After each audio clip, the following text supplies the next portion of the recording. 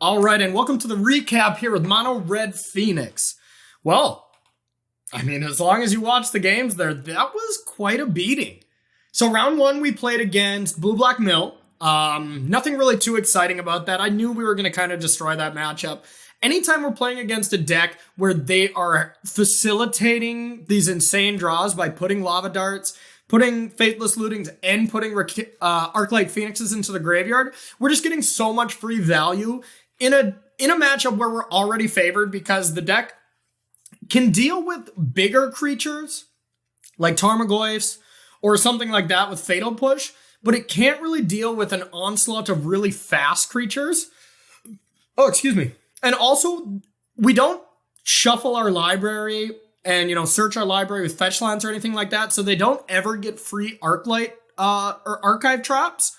Games 2, we correctly sideboarded in the one shenanigans, thinking that they might bring in Bridge, but eventually we were going to get milled to shenanigans, and eventually we were going to bring it back, and we were going to be able to destroy the Bridge and attack for lethal. That's exactly what happened. Pretty easy matchup, pretty easy round one.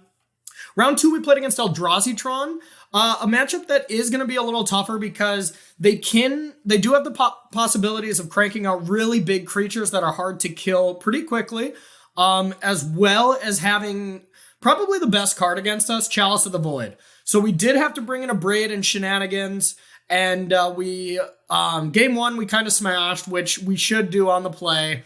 We won the die roll, so we were able to punish them as much as possible.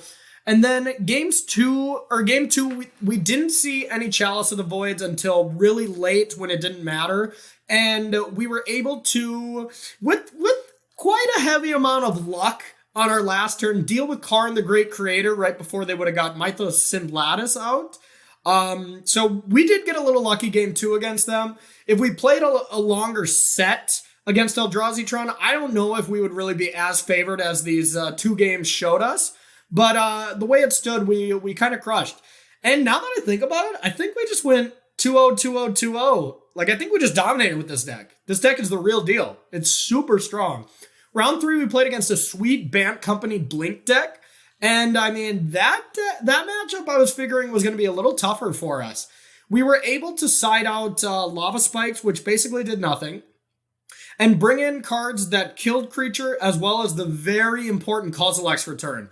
Kozilek's Return, I wasn't sure if they were going to have core Firewalkers because it did seem like they were base green and more splashing the rest of the colors, but we ended up seeing core Firewalker, and we went to Finale for 3, bringing back Kozilek's Return, wiping out like 4 creatures of theirs, and it was just too much for them to come back with. So, my closing thoughts, I think this deck is the real deal. I think it's actually relatively cheap, as well as you can also use, I use Card Hoarder, as well as to rent cards. There's Mana Traders out there as well. So this is a deck that's relatively cheap to do for some of the lowest plans for Card Hoarder or Mana Traders, as well as just if you want to buy the deck. If you have Arclight Phoenixes, this deck is cheap. So I think this is a really fun, good, competitive deck that's also cheap to play in Modern right now. So overall, I think some of the matchups that we might struggle against, I'm thinking the boogeyman of the format, Hogak, probably has a good matchup against us. We do have, 2 Surgicals, Ravenous Traps, and Tormod's Crypts to fight them. But as we've seen before in the past, and as I've personally recognized when I've been playing quite a bit of Hogak getting ready as well, that's just not enough. These one-time effects usually are just not enough. Surgical might be pretty good against Hogak itself, but Torment's Crypt and Ravenous Trap is kind of a band-aid. Luckily, this deck is proactive too, so the right level of proactive with one of these speed bump cards might be enough, but I do think that could still be a bad matchup, as well as some of these maybe blue-white control decks might be a little tricky if they have enough timely reinforcement, stuff like that. But overall, I would have to play a lot more matches with this deck to be convinced that it has bad matchups at all.